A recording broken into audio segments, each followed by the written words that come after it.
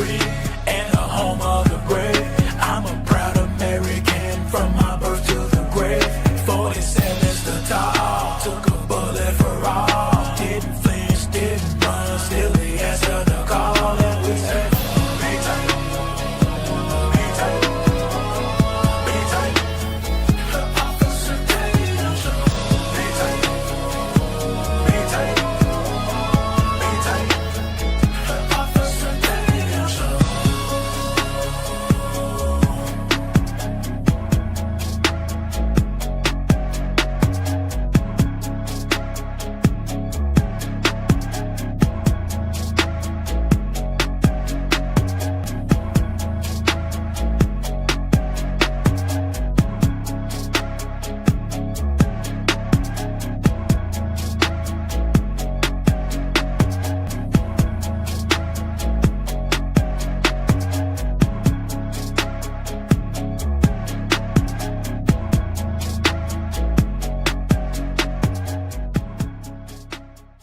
If you don't believe that we are in a fight today, you're sleeping under a rock. If you get hit and you lay down and you cry and you fold up in the corner, definitely you will not win the fight. We show up to win. Our culture needs a lot of you young people in here to step up and stand out. There is nothing or no principality, power, division, devil can stop us when we're united. They can only get you when you're divided. When I see the American flag, I see us progressing to something that can be awesome and great. And if you don't plan on winning big, you might as well go home today.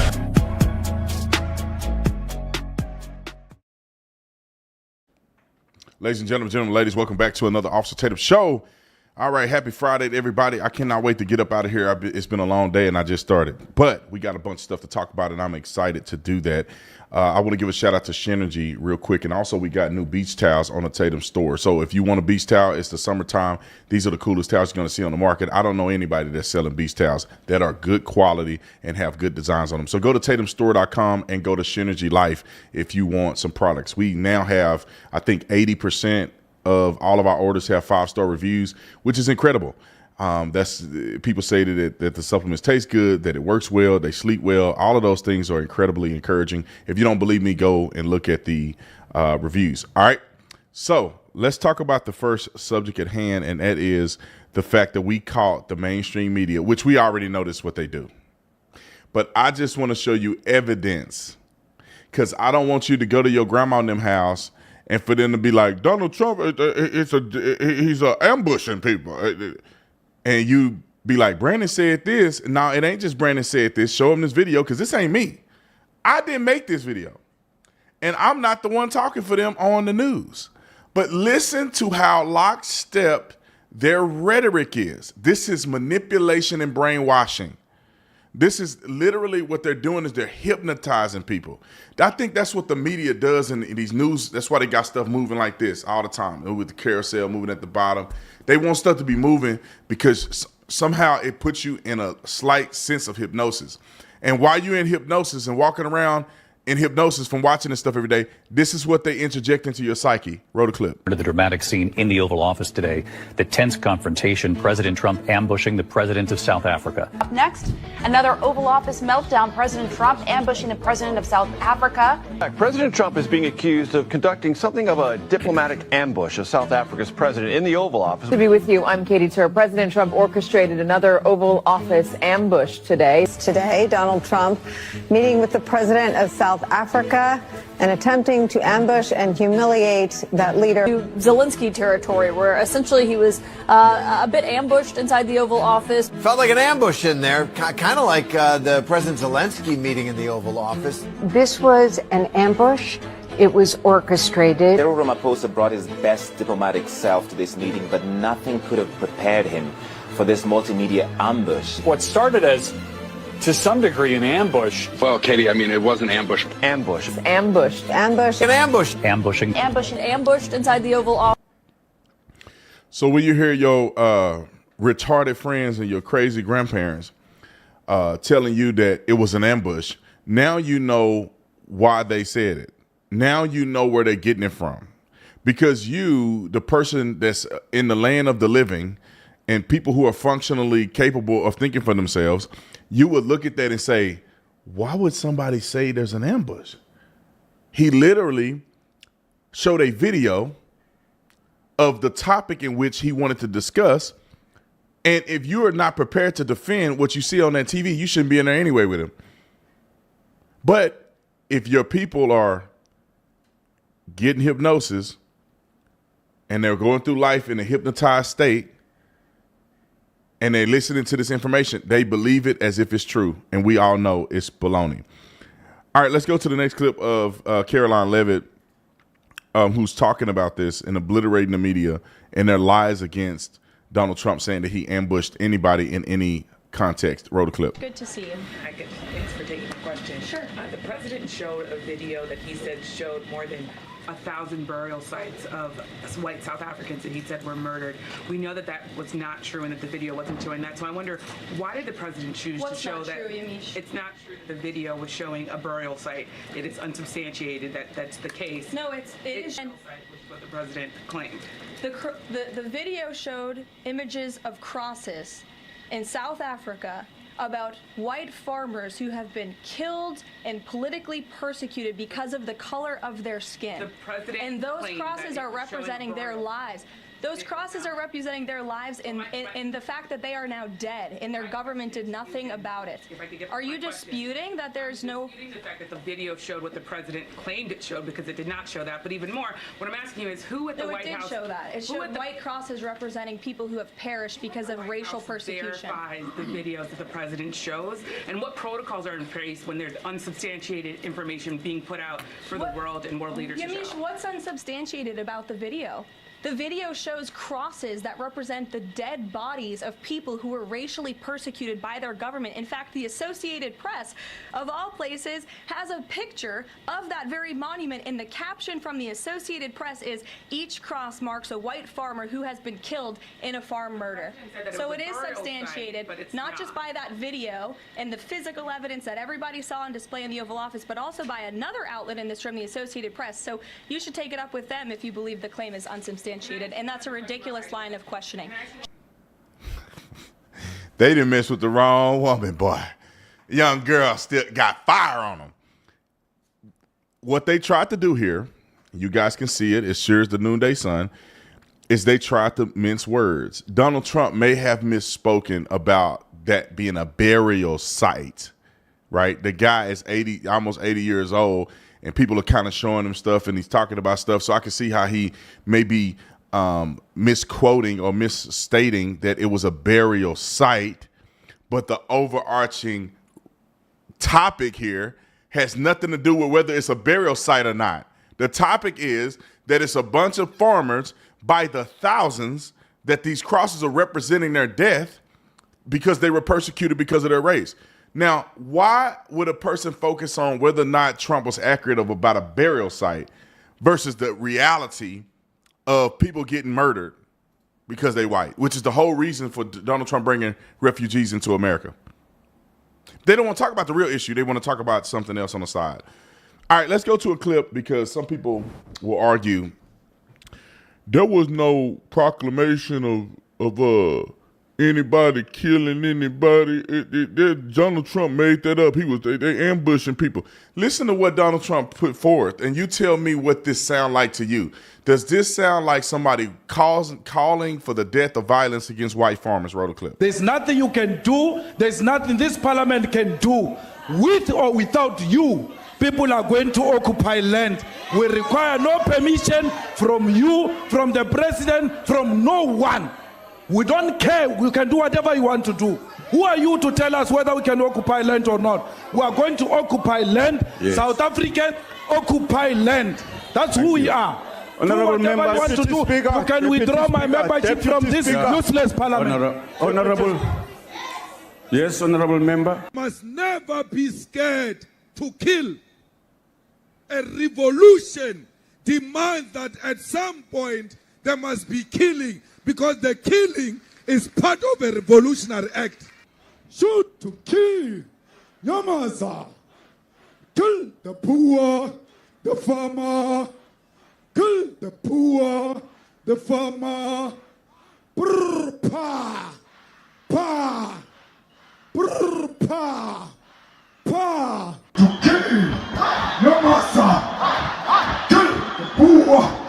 the farmer, kill the poor, the farmer. The mayor of DA in PE is a white man.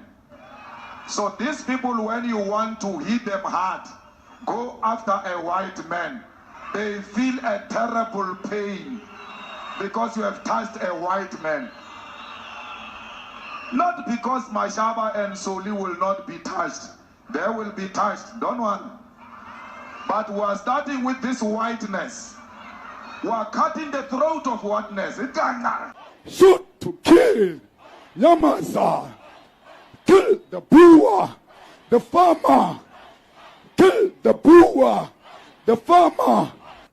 Brr, pa, pa, brr, pa. Shoot to kill, Yamaza. Kill the poor, the farmer.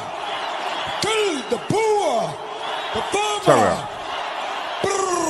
This is like Hitler. Now you tell me if the roles were reversed. Now, to put this into contextual reality, this is a song that was sung in revolutionary times for them, not necessarily particularly created for this particular instance where farmers are getting killed. But to reiterate, regurgitate the words that are in this song in a time such as this, to me, is whistleblowing or flat out saying that you are going to perpetuate a revolution against the farmer by pow. We're going to kill the poor, the white man, the farmer. That's what he's saying. What else is he saying? Now, if a white man was in a crowd full of white people and they were talking about pow, kill the black man, kill the Negro, I swear, God is my witness, nobody would be trying to support that. And I would think it's wrong. I don't want to hear no group claiming that they want to genocide another group. I don't care what your historical context is. I don't care what your historical context is. It's unacceptable. Finish it. Look at all those people. I don't know what's going to happen in the future. I'm saying to you, we have not called for the killing of white people, at least for now. I can't guarantee the future. Yeah, but I mean, you'd understand somebody watching that, especially as it gets shared on Twitter, they freak out. It sounds like a genocidal. I cannot guarantee the killing of black people, at least not for now. Imagine if a white person said that. The only reason I'm saying this because I want to reiterate it into your brainstem that the hypocrisy and double standard is so obvious here. It's wrong. To insinuate that at some point you're going to kill a group of people because of the color of their skin is wrong. I don't care if white people did it, Mexican people did it, Indian people did it, Native people did it. I don't care who does it. It's wrong to talk like this. It's not wrong to challenge the jurisdictional authority. It's not wrong to challenge the government systems and saying the system is broken. We need freedom within the system. It's wrong for you saying we're going to kill other people. That's wrong, buddy. Roll the clip. Cry babies.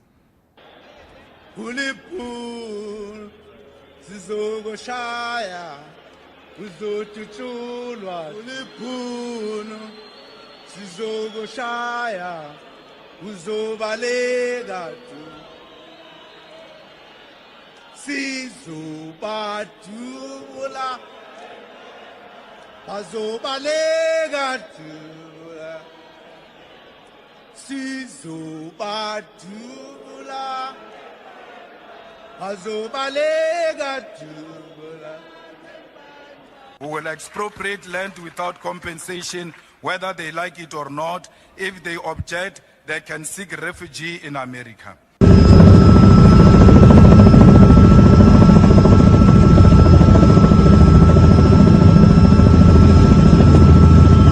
Look at all those people.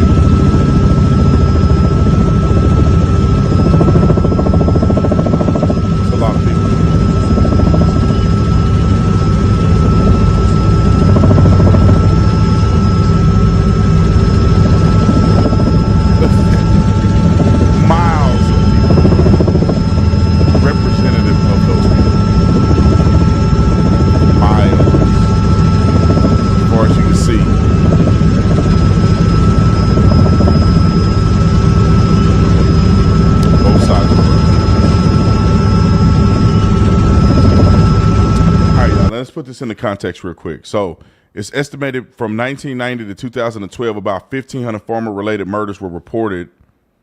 For 2017, 2018, 47 farmers were murdered, a 20-year low. So that means that every year farmers are getting killed.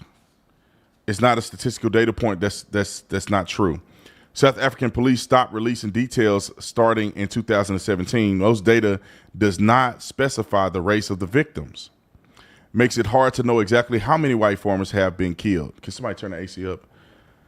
U.S. foreign aid to South Africa, key factors. In 2024, the U.S. gave $323 million to South Africa. Aid came mostly from USAID and also PEPFAR, PEPFAR, which is an AIDS HIV program. What changed? In 2025, Trump's administration cut all federal aid to South Africa. Reason he cited: land seizure policies in South Africa and alleged criminal crimes against white farmers. And that's the reason why he did it. Over 8,000 health workers lost their jobs. 12 HIV clinics were forced to close. And South Africa faced a $430 million funding gap, struggling to maintain public health programs. Sounds like, to me, a personal problem. All right. At some point, them Democrats have been leveraging money to a foreign country, and now they want to back off of it, and then they're not sustainable. That's not our problem. That's their problem. I think we should help when we can, but y'all need to start addressing the issues that's in your country. That's why Trump brought the video up. All right, let's go to the next story. It is the black fatigue phenomenon. I know you guys heard me talk about it. Many of you guys have heard about it. It is a real thing. It is a real movement. And I don't know if you can feel it in the air, but it is a real movement against the weaponization of empathy for black people. They literally have weaponized the black civil rights movement and the black struggle in America to push their agendas to no end. That means that on the backs of dead, good black people who fought for this country, who died in this country to see freedom one day, for their grandchildren and children's grandchildren, whatever you want to say it, their children and their grandchildren, on their backs as they're rolling in their graves, there are dumb Negroes who are out here today pushing fake propagandist rhetoric that says that white people hate black people and we're such victims, when a lot of times black people are making it up, creating their own fake hate crimes. And as you're going to see in this video, at least this first example, this guy is doing something inappropriate, being it really is sexual harassment, you ask me. Wait till you see what he says. And he tries to cry racism when he's boxed in the corner. And then we're going to talk more about black fatigue as a true phenomenon in a second, but roll this clip. Say everybody get out the game. Yes, can I get 5 shots right now? 5 shots. Can you be nice? Yeah, she got that BBL on her. Stop right there. So this girl walked away from him, and he said she got a BBL on her. So a BBL is a big booty, because girls get their booty injected in some of these foreign countries, be dying to get that nasty, ugly, lopsided booty they be doing. I don't know who would pay money to get a lopsided booty with them skinny legs, but they do it anyway. But anyway, this girl walks away from him, and he sexualizes her instantly and says she got a BBL on her. To me, no matter what race you are, no matter where you come from, that is inappropriate. It's completely inappropriate. No man should be saying that about a woman, especially saying it on camera while you're attempting to disseminate this to the public. Now, I think no man should think that anyway, but hey, people going to be men. You may look at it and be like, oh, whoa, that's a nice butt. You better ask God for forgiveness, but it ain't like you didn't see it, all right? You either said it or you thought it, and you got to get it fixed in your mind. But for you to have the audacity to come out and yell that or say that in front of this girl, and that's probably her mama, you should be ashamed of yourself. Finish the clip. You're not filming us, are you? Nah, this is stream. I'm filming me. Whoever. Don't film us. You need to ask us before you do that. We filming me. You gotta. Pointing over here. Oh, he don't speak English, so every time somebody talks to the camera, he put it on them. Okay. You know what? I think you guys need to go. We ain't even do that. What if he stopped filming? You need to put the camera away. All right, put it down real quick. It's on me, bro. It's on me. You ain't got to put it on Yeah. No, you guys need to go. Go. It's on me. No, I've already told you. I've told you twice now. You gotta go. I'm not dealing with that. She racist, y'all. She Oh, racist. yeah, I'm racist. Yes, you're racist. Get that on camera. Get out of here. She's racist. All right, stop. I want to go to Angela Rye real quick before we get to this gentleman. But you see how the default reaction, once he had gotten exposed with that, she's a racist. This is what happens more often than not, to be quite honest. And also, now listen to Angela Rye. Now, I don't know if you guys know who Angela Rye is, but she's a political analyst and advocate for social justice, which is a crock of crap. And she's also been on The View. This woman has got a long history of being in journalism. She may have been an activist at some point or whatever she does.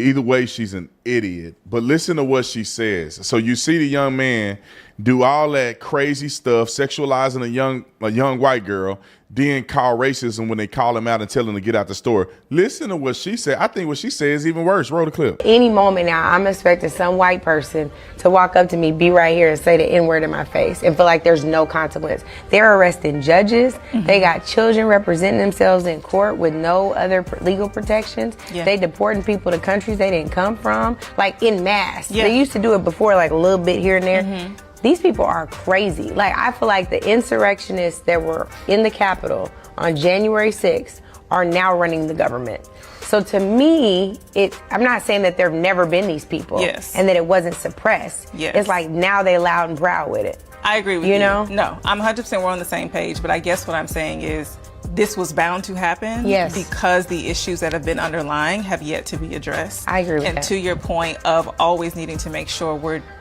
engaging in strategy, we can't wait until things look super bad to then say, oh, we have to do something. The issue is, I think we feel like because we've been told our history has only happened in spurts, our movement has to be consistent and sustaining and long-term, period. And so even past this moment, we can't think about change and strategy in our approach to just getting someone out of office or, exactly. You know, it literally has to, these people have been making Project 2025 since 19 what?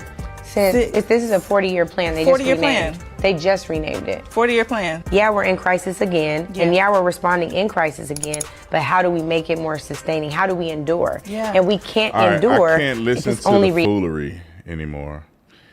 Pan the clip so you see that dark-skinned sister. I just want to see her face. Give me a better look. All right, good. Let me make a point here. Both of these women are unmarried, and both of them are the epitome of wasted talent and potential in the black community that we see going awry, right? No pun intended. But this woman said she's waiting for the moment for a white person to walk up in her face and say the N-word. Like, white people would never do that. I mean, not never, but most of the time you would never experience that in your life. It's more likely that a black person walk up in your face and say something crazy to you than a white person would ever dream of. You know why? Because if a white person do that, they're done. Bring her back on. I got a point. To me, I don't know what y'all think. What a beautiful young black woman. But the brain is dead. That is a wasted, beautiful black woman. And this is why black men and these women ain't getting chose by good men. Because she may walk around and look pretty and got her hair down, her style up, but she is dumb as rocks. She is a perpetual victim. And the matriarchy that runs the black community is the reason the black community as a whole is failing at breakneck speed. And this is what we talked about earlier on Jason Whitlock's show, is that even the elite amongst the people of the melanin are ignorant and disingenuous at best. And it's sad to see a young woman who I think could be so much better than she is. Angela Rye is a lost cause. But the other girl, but just completely wasting away. And ain't never really going to marry somebody that's going to add value to the black community. She just can't. She can be single forever with that attitude. All right, let's play the clip regarding this phenomenon, black fatigue, and let's watch it here. Roll it. To black fatigue, it has recently been turned into a feeling that some white and black people have who say they are damn tired of foolishness of some black people, the claims of racism from sunup to sundown, loud talking, fighting, and the list goes on. Not my list now, keep that in mind, but some people are tired of the complaints and don't give a damn. Here's what one TikTok user had to say about it. Not racist, and I know y'all been told this is racist, but it's not. It's not racist to call black people out for their behavior and what they're doing to society at this moment. I'm glad people are noticing this because it's been so many years and it's finally catching up to y'all. I've been trying to tell y'all that white people are tired of y'all. I'm tired of y'all too, but everybody, the world is getting sick of y'all and y'all's. I'm so glad this day is here. I've been trying to get out there that you people need help. It's me, but me and other black conservatives. We've been trying to warn society that this is what it's gonna come to when y'all keep coddling black people. All righty, are her feelings valid? Joining us to talk about it, Dr. Angela Jones, political analyst, Angela Box, activist, Eugene Howard, filmmaker Sean Welling, and conservative M. Williams. We want to thank you all for joining us here on The Factor. First of all, let's define what black fatigue is supposed to be, Dr. Jones. Black fatigue is supposed to be just and I'm trying to make it as short as possible. Basically, society is saying that they're tired of how black people are blaming things that have happened to us historically in the past on what's happening today. And they are also now adding different things that they have seen in society to that behavior as well. As she said, like loud mouthing or maybe, using certain words or certain behaviors. So that's basically the definition in a short sense. Do we get anywhere with that, with this conversation? No, this absolutely okay, good night, is folks. I mean, the thing is, it's an absolutely pointless conversation. It's like, okay, so now what? Thank you for letting us know that there's a new fancy word of you saying that you're tired of black people, and you put it on the internet, and now people are co-signing on it, including with the way the environment. Now what? Change. Now what? People are tired of you. Stop doing the stuff that you know that she's talking about. Roll the clip. Is already, but it's okay. You put a nice new name to it, and now you feel like it's okay to say. And it's not going to do anything for anybody to now pander this term around, to pass it on in the internet and put it in people's mouth and make people feel encouraged to say, I have black fatigue. But when we're all tired, when I'm saying, we're all tired of something and somewhere, there's always something. So this is not actually going to help anyone psychologically, mentally, emotionally. It's only going to create more divisiveness, more anger, and more hate in society. And when we see a lot of people, especially black people, joining that chorus, saying that I'm tired of black people too, what will that do? It's not going to do anything, because here's the thing, that black person or the black people that are on the internet saying that can go somewhere and they're going to be already stereotyped into the group that they're trying to separate themselves from just because they're black. You actually have to be around people to see their behavior. You have to witness their behavior to actually understand who they are. But she could sit there and be in a crowd of a room of black people, and guess who she's going to be included in that group as well. She's not doing anything that is going to help her or her race at this time. All right, Angela, let's hear from you. Your thoughts about it. I think she's wrong about this, because I think that the same people that are listening to her are also identifying that every black person is the same. Because when you're listening to a person say, no, I'm tired of that behavior too, to me, that makes people wake up to realize, there are black people that don't like this. So if I see a crowd of people, that don't mean everybody like it, because I just heard that lady the other day say a bunch of black people are sick of this behavior. That to me creates more diversity of thought and perception of black people than for you just not to say nothing and all that's out there is negative black people stuff. Roll the clip. It's black fatigue. Well, with all due respect to Angela, number one, I really disagree with this. It is a completely behavior-based issue. And when white people, black people, Hispanic people are saying we have black fatigue because of the behavior of some black people, we've all seen it. We all know what it is. It's everywhere. And, you know, the issue is way more insidious than people realize. And I talk about how a lot of these things come back to what the Democrat Party has done to the black community purposefully, starting with the Great Society of Lyndon B. Johnson, who he famously said, I'm going to have these N-words voting Democrat for the next 200 years. When Democrats said you don't need fathers in the home, you can be on welfare and have as many babies as you want. And oh, by the way, we're going to destroy public schools and we're going to make sure that behavior standards are seen as racist. So the out of control behavior that we've seen in the classrooms, in society, all over, is part and parcel of what the Democrat Party has done to the black community. All right, Eugene, let's hear from you before we have to take a break. Man, why are we all? What does the Democrat Party have to do with black fatigue? Everything. Hold on. Okay, first of all, I think he asked Eugene. So last time I checked, I'm Eugene on the stage. So the Democratic Party has nothing to do with black fatigue. What the original term from the actual black community of black fatigue was after every other community decided to vote, since you want to talk politics, Donald Trump, then black folks said, we're going to sit this one out. We're going to let this thing burn down and we're going to go have a good time because we're tired.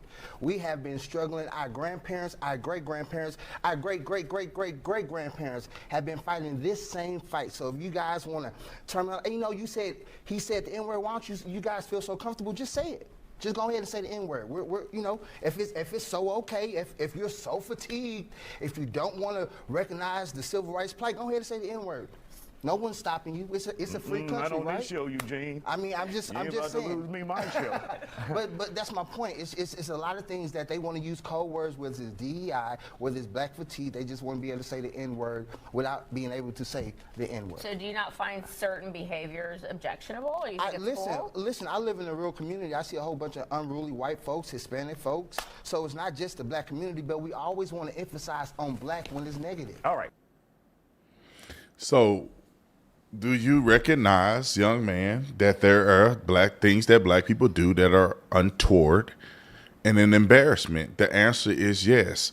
Any person that live in an all-black neighborhood, what is the objective? The objective is when I make enough money, I'm moving out of this neighborhood. And where do they move? They move to where it's affluent and safe, which is typically around more white people. Let's just keep it real. Unfortunately, we are in a position, or at least black people are in a position, generically speaking, that it's foolery going on. This guy just literally told this white lady, it's not about politics. What does the Democrat Party have to do with black people? To then turn around and say the original idea of black fatigue was when they voted in Donald Trump. So you just said that the origination of the word is from a political basis, but you're mad at her for calling out the Democrat Party as the party that had a negative impact. And the crazy thing is, I would like to have listened to the other people that were on the panel, but I would argue that the ones who dissented from the black fatigue statement that the young girl made, those individuals are just like him. They're delusional. They want to say what ifism, right? Well, the white people do this too. Well, who cares what the white people do? You're supposed to be focusing on black people. What are y'all doing? Why can't black people be excellent? Why can't black people commit no crime? Why can't black people get their stuff together? You worry about, oh, it's okay if a white person does. It's like your kid coming home and they go out and they steal something from the corner store and you go, you out there stealing? Well, Dad, they stealing too. I don't give up what they doing. I don't pay the bills. I don't house them. They not my children. I care what you doing. And maybe you could be an influence to other people. But you don't get to go to the lowest common denominator because everybody else is doing it. All right, I think I said enough. Let's go to this judge. I'm glad she went to jail. I hope she go to prison, and I hope they shank her in there. No, I'm just kidding. I don't hope they shank her. But I do hope she go to prison, though. She had been charged, right? Obstruction of official proceedings. The definition is knowingly impeding or interfering with an official proceeding, such as a lawful arrest by federal officers. Penalty can be up to 20 years in prison. I hope they max her out. They not, but I hope that they would. Concealing a person from arrest. Knowingly harboring or concealing a person from arrest under U.S. authority. Up to 5 years in prison. More if the concealed person committed a felony. Now, I want y'all to put this in perspective as we watch this clip, because these activist judges should go to hell, but that's not our job to put people in hell. Our job is for them to go to jail. That's what we can control. God controls the other one. I think you should go to hell for this, but that's why I'm not God. But at minimum, you should go to jail. Now, out of all the people that this judge could have tried to circumvent and skirt through the system, out of all the people, she chose to do this with this guy. And when you listen to the clip, you'll see what he's being charged with. And you have to ask yourself the question, what are these Democrats thinking? Roll the clip. A view of the 6th floor of the Milwaukee County Courthouse outside Judge Hannah Dugan's courtroom. It's April 18th. An undocumented Mexican national Eduardo Flores Ruiz, seen here in black, arrives for a hearing on domestic battery charges. Sorry. He walks past Domestic battery charges. And this is not talking about a battery that came from the United States of America, right? This is somebody physically assaulting a person in a domestic relationship. That means that this is him probably beating up a woman. So this man is being accused of beating up a woman or beating up some kids, and he's facing charges on this, and this lady chooses him to help him escape. Same woman that probably got a vagina hat on her head talking about women's rights. Now, as we continue, shout out to the agents, because one of them is sitting on that pew right there. Shout out to the ones that are like, F this lady, we gonna do our job. Shout out to them. That's the only reason how they caught this guy. Roll the clip. plainclothes federal agents there to arrest him and into Dugan's courtroom. According to court documents, Judge Dugan learned of the agents' presence and confronted them in the hallway. She's seen in the video directing them to the chief judge's office. Minutes after most of the agents leave, Flores Ruiz walks out of Dugan's courtroom through this door, which federal prosecutors call a jury door, not open to the public. But one federal agent hangs back in the hallway. You can see him here in the tan. He motions to follow Flores Ruiz and gets onto the elevator with him. Here's Flores Ruiz leaving the courthouse with the agent not far behind. Once outside, Flores Ruiz starts running. Agents chase him halfway around the building before arresting him on 10th Street. What you've just seen is what could be key evidence at the center of the case against Judge Dugan. Now federally indicted, charged with concealing a person from discovery and obstruction. Now, somebody tell me that they don't have enough circumstantial evidence, which is probable cause to arrest her for what she did. She literally asked the agents to leave, right? Because she wanted to clear them out of the hallway. And when they left, he didn't go out the way that they normally go out. They snuck him through a back door so that the agents wouldn't see him come out. But some of the agents were smart enough and they knew what she was doing, so they hung behind. Now, just imagine if they left and gone into that room and was in there when they let him out the back door to escape out the front. He'd be gone right now. And he's been charged with domestic battery. He beat up a woman. More than likely, that's what it is. He beat a woman up. He's a woman beater, and he's an illegal alien. I hope she go to jail.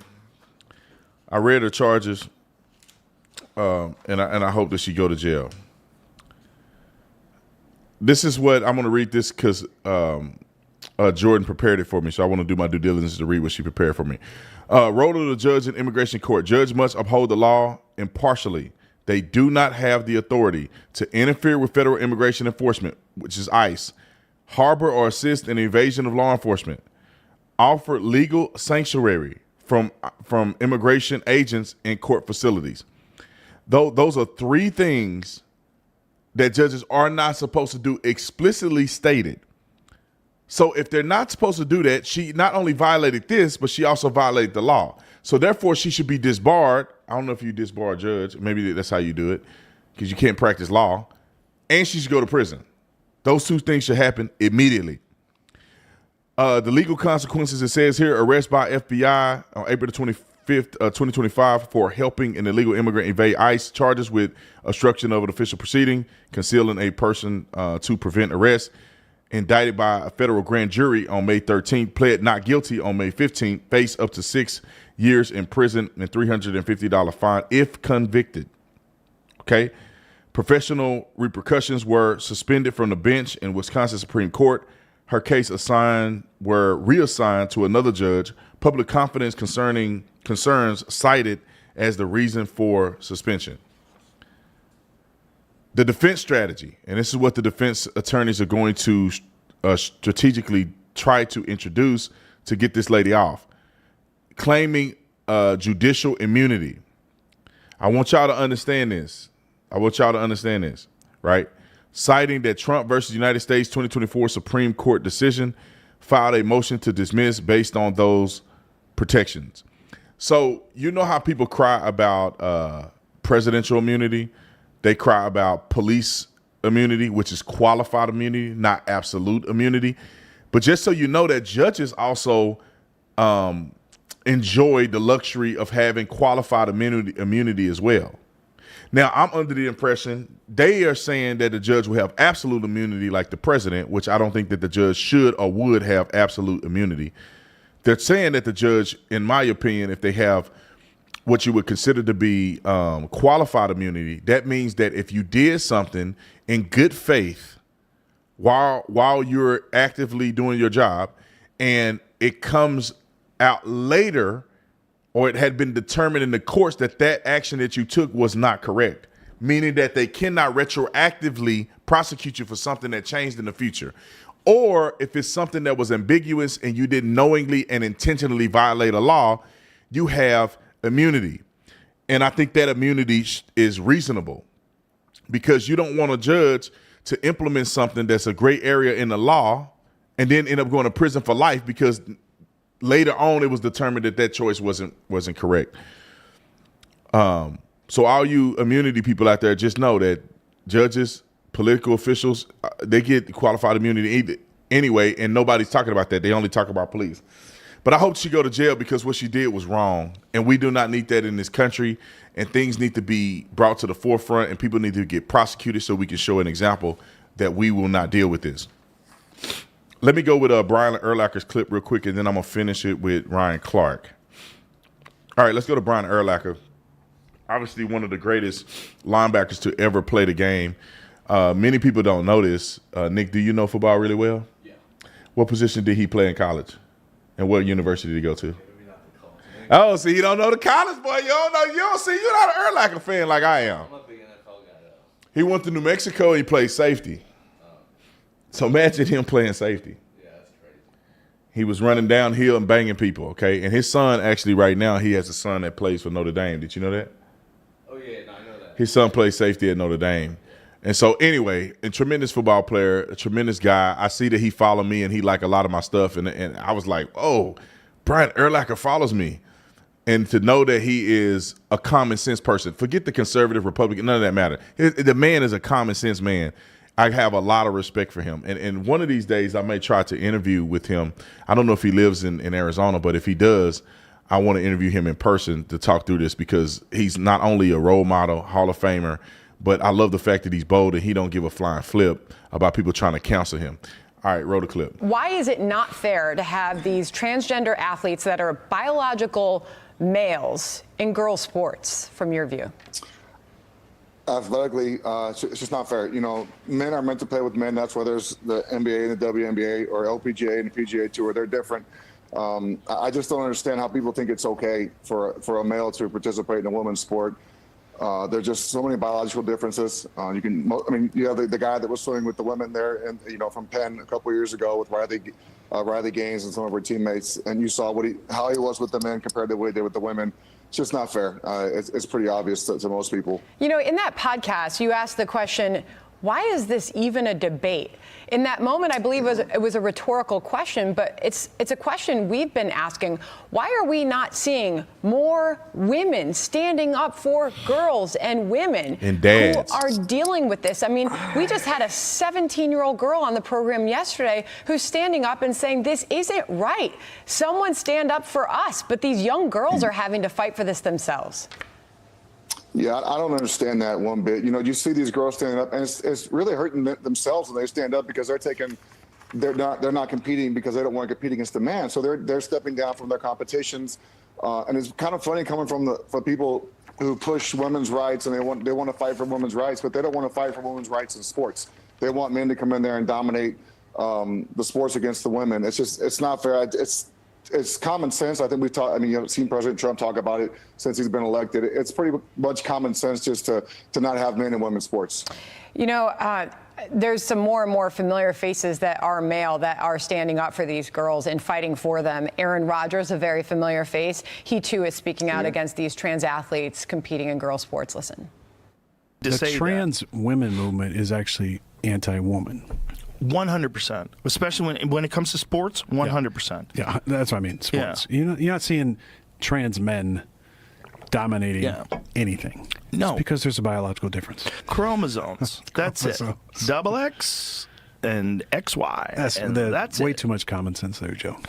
So kudos to more and more men who are speaking up for these girls. And Brian, I know in the context of this podcast, you were discussing this transgender athlete in Minnesota, a pitcher, a biological male, who's been pitching on a girls' softball team, winning 14 straight games. And I know that's really why you passionately spoke out against these trans athletes participating on girls' teams. Yeah, pretty amazing stats. For a man pitching versus woman, that's pretty good stats. It's just not fair. I saw a track athlete in South Carolina a couple years ago doing the same thing, just winning every event. It's just there's biological differences. Men should not be competing against women. It's not fair. It's dangerous. You saw the volleyball players spiking the man spiking the ball, hitting the woman in the face. It's not fair, and it can get really dangerous. It's funny what Aaron said about you don't see men trying to compete against women women trying to compete against men in our sports. You don't see them trying to play football. You don't see them trying to do things that could possibly wouldn't be as good at or could get hurt at.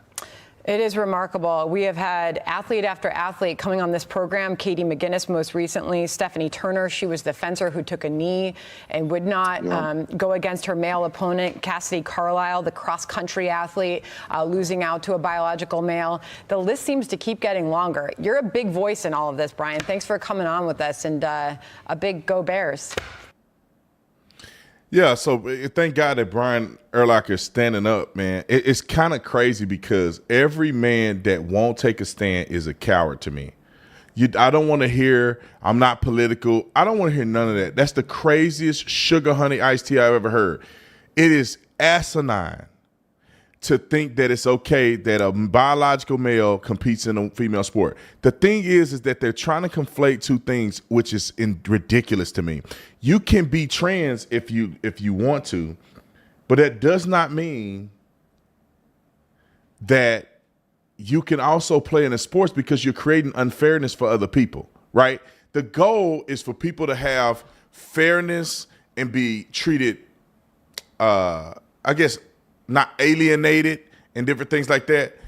So you can't then ask to be treated fairly and not alienated, then alienate somebody else and treat them unfairly. Like that can't be where your constitutional rights end is where it bumps up against somebody else's constitutional rights. So that means that if you want to transition, like nobody cares. Trent, do you care? No. Nick, do you care?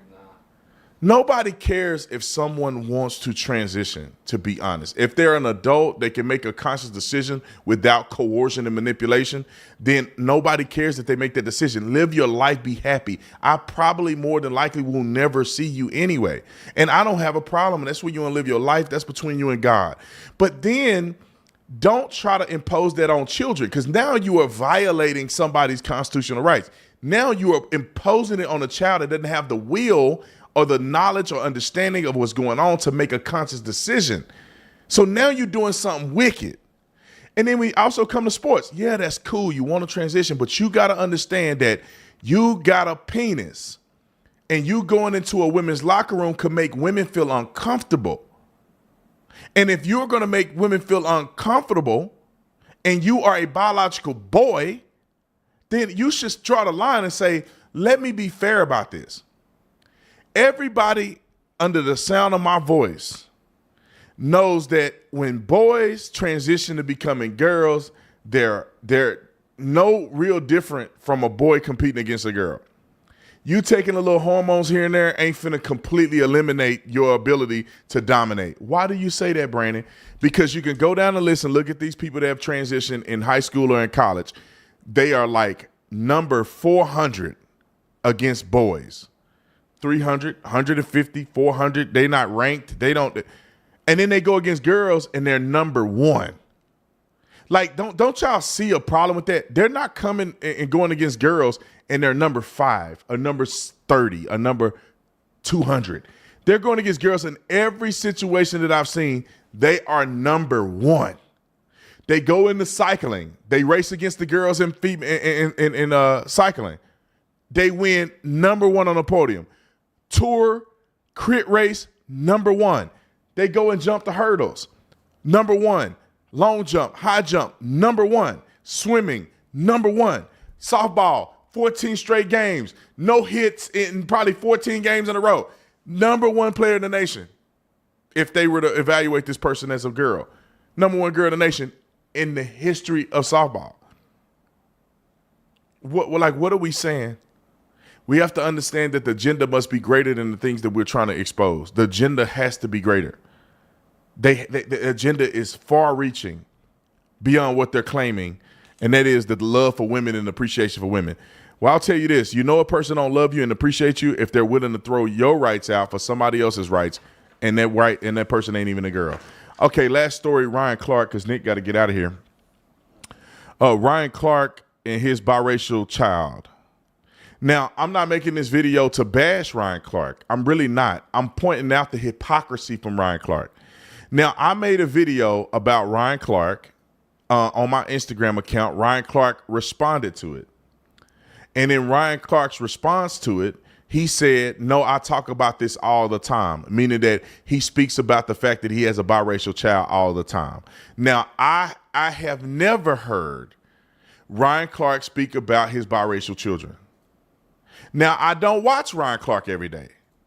So I could be incorrect in saying that he never speaks about the white woman he got pregnant and had a baby with 18, 20, 25 years ago. I don't know how old this girl is now.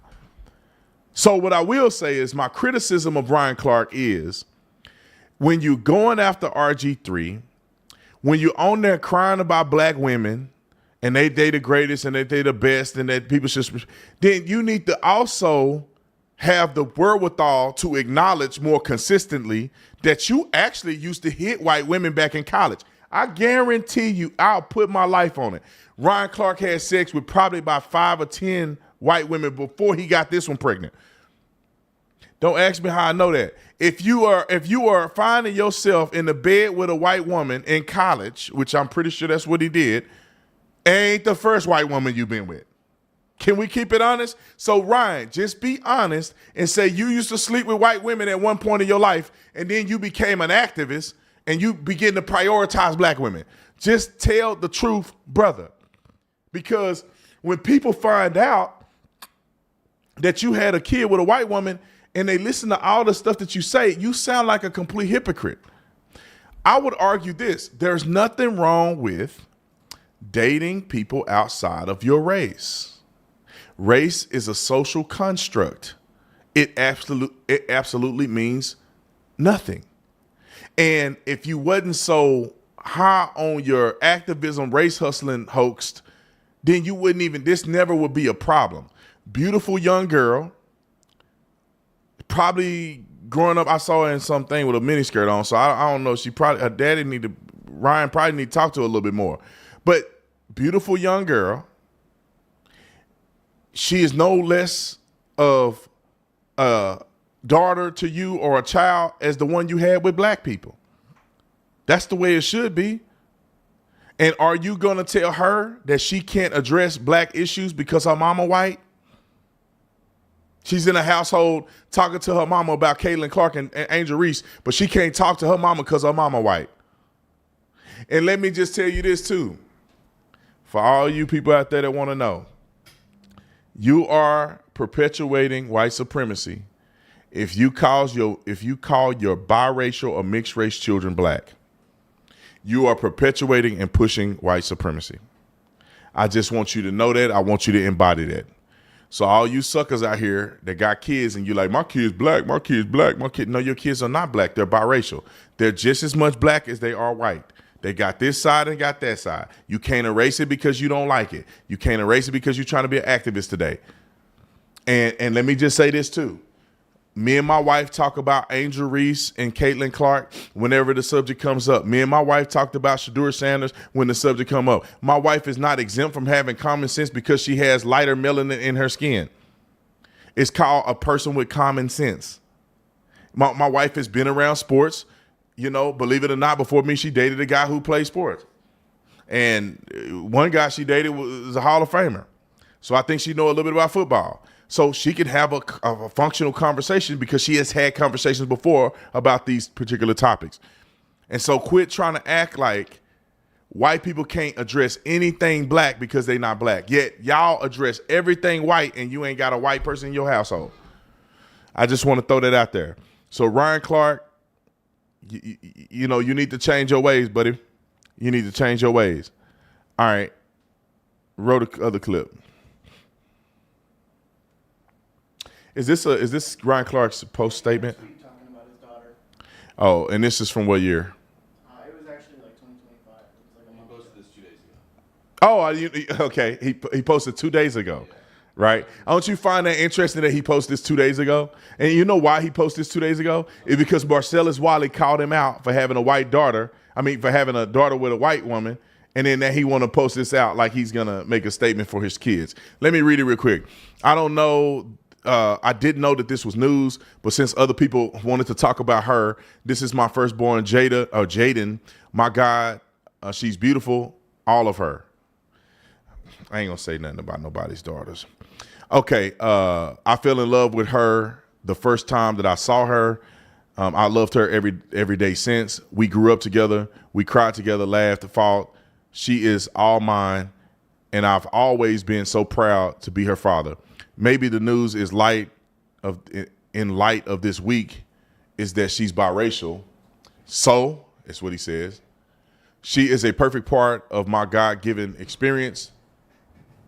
The sum of all those, experiences make me who I am. Okay, hold on. Now, don't mind my reading because it's the first time I saw this and I can't read that good. But, okay, have that same energy. When you're talking about RG3, have that same energy. Have the same energy. Roll the clip.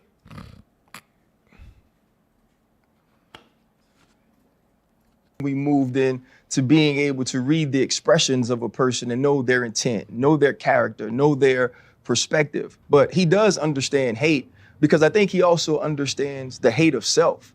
When you look at the play, which is all we can speak to as professionals, all we can speak to as analysts. Angel Reese pushed one of her teammates. Caitlin Clark had a hard foul, which is part of basketball. I feel like it was assessed correctly. And Angel Reese's reaction is the sort of reaction you get in a situation when you feel like you took an intentionally hard foul. That's competitiveness. No, that's rivalry. That's time out. Y'all remember, we don't have it on here. Nick probably could do it in post-production. Y'all remember when Angel Reese hit her with a Louisville slugger? You know, she came over the top, right on top of Caitlin Clark's head. I mean, flagrant, like she tried to knock her head off. Now, I haven't watched the clip in a long time. Show me Caitlin Clark reacting like Angel Reese. Angel Reese did a LeBron James flop. Because all the girl did was kind of swipe at the ball. And Angel Reese get the flopping up with her goofy self. And now she want to fight the girl. It ain't that she got in the face and then moved on. She want to fight her. They got to hold her back. Hold me back. You mother. It's like she went extra crazy. Caitlin Clark walked away. This is why RG3 is looking at this and saying, she hate Caitlin Clark. It's not a competitive advantage. She hate her. And it's fine for him to have that analytic perspective. But Ryan, you may have a different one. But how do you add his wife into this? Roll the clip. Not hate. And so now, though, when RG3 jumps on to the hate train or to the angry train, and now follows along with what we saw from Keith Olbermann, what we saw from Dave Portnoy, as they poured on to Angel Reese to make her the villain in Caitlin Clark's heroic or hero story. Right. The one thing we know about RG3 is he's not having conversations at his home about what black women have to endure in this country, about what young black women and athletes like Angel Reese have had to deal with being on the opposite side of Caitlin Clark's rise and ascension into stardom. No, when you look at it, I think how do you know what conversations that RG3 is having in his house? How, you just said RG3 can't assume what's in the mind of Angel Reese, but you are assuming that he don't have any black people in his house. Last time I checked, his daughters are black, according to y'all fools. His daughters are black. RG3 has daughters with that white woman. So his daughters are black, according to these guys. So he do have black girls and black women in his house. Ryan Clark, he wrote a message on my Instagram post trying to defend this. You can't defend it, bruh. You totally just said he ain't talking to nothing about black in his house, and he got daughters. And I bet he can talk to his mom on the phone. He don't know no black people. He don't have no black friends. He ain't got no black sisters. He got nobody black in his life because he married a white woman. What are you saying, Ryan? Roll the clip. Asia Wilson is the face of the league. Asia Wilson is the best player in the league. No, she's not. Caitlin Clark is the most important player in the WNBA. And a ton of her fandom has come along with some racial bias or some racial pieces to why people love her so much. And so now if you're RG3, when is the last time with He said that Caitlin Clark's fandom came from a racial component there. Why are you okay with saying her fame came from a racial component and not Angel Reese's fame came from a racial component? Because if you're saying that white people are celebrating this woman, then black people must be celebrating like you are, simping for Angel Reese. But they can't be balanced in the things that they're saying. Now he's finna go into RG3's wife. Roll the clip. in your household, you've had a conversation about what she's dealing with. You haven't been able to do that because in both of your marriages, you've been married to white women. You haven't had opportunities to have those conversations to educate you on what they're feeling, what black women deal with, what they're seeing when they think of a young Angel Reese. And the whole time that he's mimicking Angel Reese and bobbing his head and moving his neck while he's doing this whole piece, his wife is in the back amening and clapping. And so to me, it's just another situation that now this young lady has to deal with. When I worked with RG3, I'm gonna play it again. He's finna get even crazier with RG3. But listen to what he said. His wife is amening him because as a black man, he should be able to articulate, if you want to believe the race thing, as a black athlete. RG3, I think, won the Heisman Trophy. RG3 was a prolific football player at Baylor. RG3 was a prolific, I think he ran the hurdles. He was a track star and a prolific football player, got probably drafted in the first round. RG3 is a baller, bro. He got hurt a couple times. That's the only reason why his career didn't last as long as it could. But he knows sports. He don't need to converse with his wife about black women. Because let me tell you how stupid this is. I guarantee you, Nick, look this up for me real quick. I guarantee you guys, I don't even know this to be true. I put my life on it, almost, that RG3's wife was an athlete. Let's look it up. RG3's wife, was she an athlete? I think they met, I think I know this. I think they met at college or something. Is his wife an athlete? Guarantee she was an athlete. Yeah, she was an athlete. What sport she play? Track and field. His wife is a track and field athlete. So why wouldn't it be? Now, is Ryan Clark's wife an athlete? I like to believe that she probably is.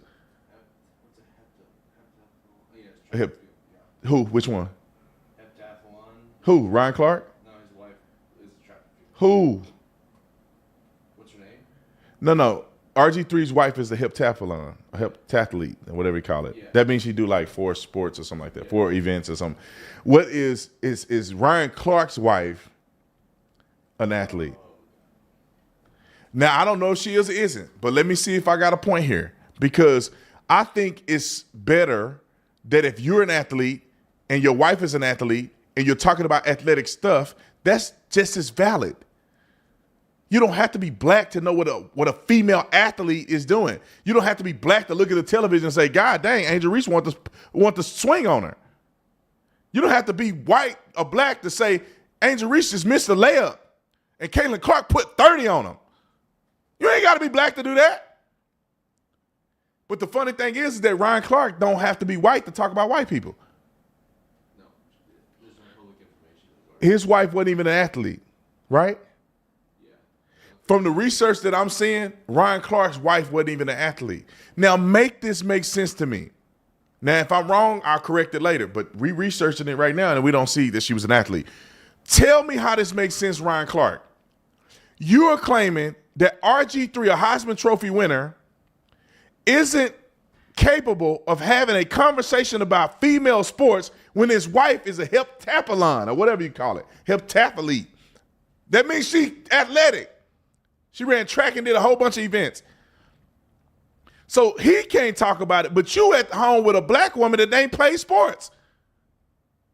So how are you talking to her and she about sports like she know just because she black? I believe a person who plays sports understands sports better than a person who's just black. God, you can't make this up. Keep going, bro.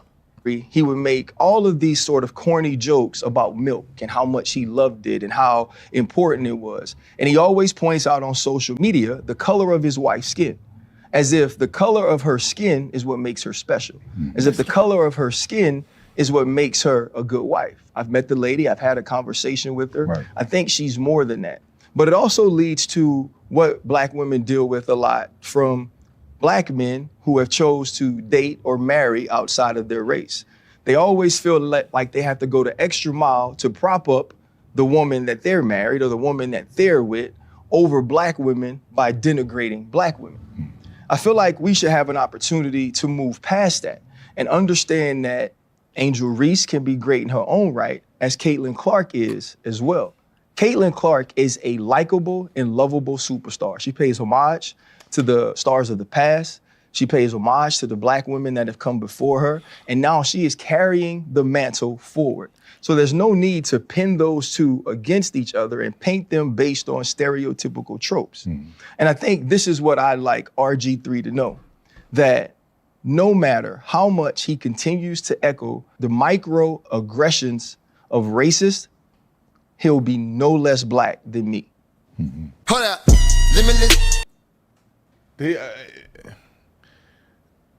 Ryan Clark should be ashamed of himself. That's all I got to say. I'm going to finish with that. He should be ashamed of himself. What are you even talking about, bro? You know, this is what it is passive-aggressive shaming of a black man with a white woman. Now, in none of this did Ryan Clark mention that he had a baby with a white woman.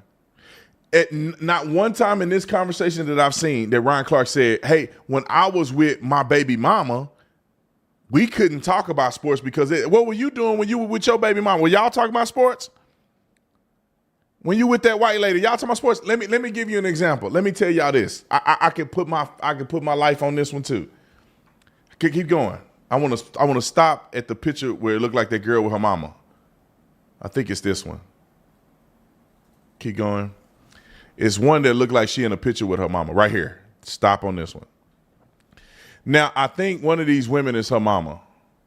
I'm assuming, right? Because these all white women, and this is it'd be a random picture if not one of them is her mom. I don't know which woman it is, though.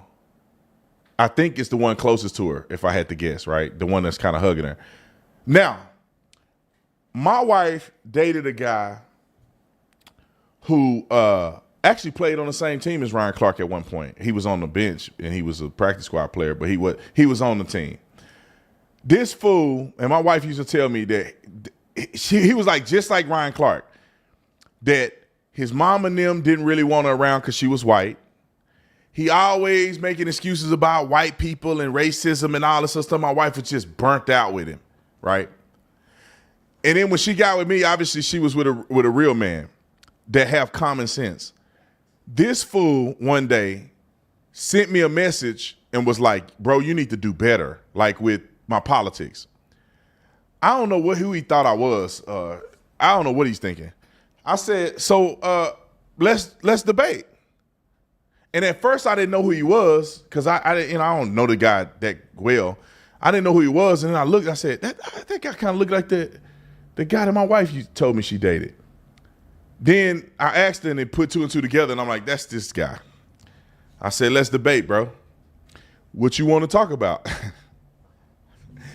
You told me I need to do better because I'm off somehow. So I want to talk about what you talking about.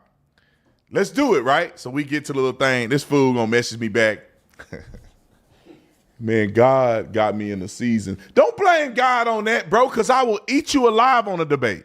You know you're not researching nothing. You're not talking about nothing. You ain't thought about nothing. You just talking trash because the connection was not just that my wife dated him, but the connection was I played football with one of his teammates, too, at the University of Arizona. And that guy called me an Uncle Tom Oreo cookie or something stupid he said. But anyway, that's a whole convoluted story. But Ryan Clark's baby mama probably will attest. Put it on the screen again. Ryan Clark's baby mama probably would attest to the same sentiment that when he was in college and he was a certain way, and then all of a sudden he became blackity black and became an activist. And he probably to this day preach and talk about all the stupid, fake racist stuff that go on in the world when he used to not even be like that. I bet you if I interviewed his baby mama, she'll say, yeah, Ryan he wasn't even really into that until he got to this point. Just like Colin Kaepernick and just like these other black people who are successful that overcompensate and trying to be pro-black all of a sudden. You never see Fred Taylor on there, who was a tremendous Hall of Fame, I think he was a Hall of Fame running back. Fred Taylor and then Crowder on there. You never see them really talking like that. It's Ryan Clark. Anyway, I love you guys. Let's do the super chats real quick and I'm going to get out of here.